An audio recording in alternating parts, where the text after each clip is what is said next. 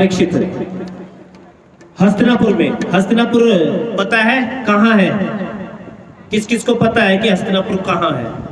हाथ खड़े करो। जिस चीज को पता है कि हस्तिनापुर कहाँ है? कहाँ है मैया हस्तिनापुर? मेरठ के पास, यूपी में। यूपी में। बहुत सुंदर जवाब दिया, ठीक है। और एक बार जोरदार ताली माता जी के लिए, वृंदावन बिहारी लाल की। और लोगों को अत्यधिक, मैंने इसलिए ये प्रश्न किया कि जिन लोगों अत्यधिक 90% लोगों को पता है दिल्ली, वो दिल्ली को ही हस्तिनापुर कहते हैं 90% लोग। लेकिन एक दिल्ली क्या था? इंद्रप्रस्थ था।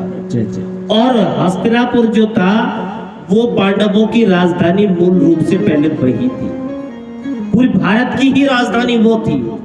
और ये मेरठ डिस्ट्रिक्ट के अंतर्गत आता है। इसके 2 गेट हैं, एक छोटा मुहाना है और दूसरा बड़ा मुहाना है, जिसका अपभ्रंश आज बदलकर छोटा मवाना और बड़ा मवाना हो गया है। तो वहीं के इसके 2 गेट हैं। उसके बाद हस्तिनापुर है, और हस्तिनापुर पांडव का पावन पवित्र तीर्थ है। उसी के सामने राजा परीक्षित का परीक्षितगढ़ है, गांधारी कुआं है, और शुक्र ताल भी वहीं पर है, सुखदेव जी की पावन पवित्र भूमि। कई प्रकार के ऐसे बहुत सुंदर स्थान है। तो आज परीक्षित ने हस्तिनापुर में जन्म ले लिया, ठीक है। और आज मेरे भगवान पधारे हैं। पांडव चलने को तैयार है, और सारा का सारा राजपाट किसको दिया है? परीक्षित को दिया है। परीक्षित बड़े सुचारू रूप से राजपाट संभाल रहे हैं। लेकिन जब परीक्षित आ गया था और पांडव निकल गए थे, तो कलयुग भी आ चुका था। और कलयुग विधर्म, आज विधर्मी धर्म रूपी बैल के पैरों पर क्या चला रहा? आरी चला रहा है। दया, दान, पवित्रता सबको काटने लगा भैया।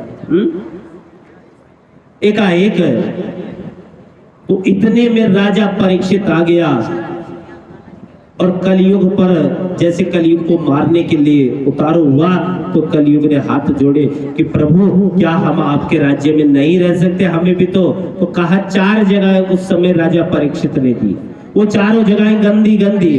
तो एकदम परीक्षित के पैर पकड़ लिए कलयुग ने, ध्यान देना। और कलयुग ने कहा हे प्रभु क्या कोई अच्छी जगह नहीं है? तो परीक्षित के मुख से निकल गया, जा स्वर्ण में भी तेरा वास हो, जा स्वर्ण में भी तेरा वास हो भैया। और आज कलयुग एक राजा परीक्षित को शौक था किसका? आखेट का। और जाता था तो आज अपने महल में पहले प्रवेश किया, और प्रवेश करते ही जैसे ही संदूक खोला, बक्सा खोला, एक चमचमाता मुकुट देखा, तुरंत मुकुट पहन लिया और आखेट करने वन में चला गया। और जैसे ही वन में गया, तो वन में जाते जाते जब एक जगह गया तो थक गया। तो समीक ऋषि भजन कर रहे थे और कहा बाबा हमें जल पिलाओ। बाबा तो अपने ध्यान में है, जल कहां से पिलाए तो है। लेकिन गलत भाषा का प्रयोग करने लगा, बाबा को तरह तरह की बातें। तो जब बाबा ने आंखें नहीं खोली है तो कहने लगा ये बाबा ढोंगी बाबा है। इतने में बगल में मरा हुआ सर्प था, और सर्प को उठाया और समीक ऋषि के गले में डालकर चला गया। इतने में समीक ऋषि का जो पुत्र था श्रृंग ऋषि आए, और श्रृंग ऋषि ने आकर देखा तो क्रोध, आग बबूला, आग देकर अताओ, और हाथ में जल लिया कि जिसने मेरे पिता के गले में मरा हुआ सर्प डाला है, आज से ठीक इसी के वंशक तक्षक से 7वें दिन उसकी भी मृत्यु हो जाए। श्राप दे डाला। समीक ऋषि उठे और कहा पिताजी तुम्हारे गले में कोई मरा हुआ सर्प डाल गया था, और मैंने भी उसको क्या मुंह तोड़ जवाब दे दिया। क्या किया बेटा? मैंने श्राप दे दिया, आज के ठीक 7वें दिन इसी के वंश तक्षक से उसकी मृत्यु हो जाएगी। कि बेटा राम राम ये क्या कर दिया तुमने? वो कोई और नहीं, मुझे तो लगता है राजा परीक्षित ही होंगे, वही आते थे। और बेटा तुमने ऐसा, अरे उन्हीं के कृपा से, उन्हीं के प्रताप से हम वन वन भजन करते हैं भैया, और तुम्हें श्राप। उसी समय तुरंत अपने गौरमुख नामक शिष्य को कहा कि जा बेटा और जाकर राजा परीक्षित को कह दो अपनी मुक्ति का उपाय सोच ले भैया, अपनी मुक्ति का उपाय सोच ले अभी जाकर, और नहीं तो गड़बड़ हो जाएगी। इतने में गौरमुख गया और मुकुट ही उतारा था, और जैसे मुकुट उतारा बुद्धि एकदम सही स्थान पर। मैंने क्या कर दिया? और गौरमुख शिष्य नामक शिष्य आया और कहा हे राजा ऐसे ऐसे आज से ठीक 7वें दिन तक्षक रूपी सर्प से के डसने से आपकी मृत्यु हो जाएगी। राजा परीक्षित ने कहा 7? अरे मैं तो 7 सेकंड के लायक भी नहीं हूं।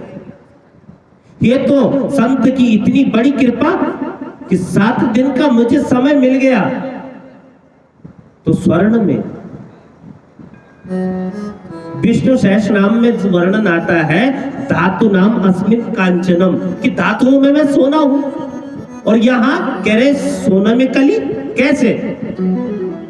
कहा छल से, कपट से, दंभ से कमाए हुए सोने में रहता है कली, लेकिन जो मेहनत का है उसमें भगवान गोविंद ही विराजते हैं। बोलो राधा रमण सरकार की। और ये किसी और का मुकुट नहीं बल्कि आतताई जरासंध का मुकुट था भैया, वो तो अधर्मी था भैया।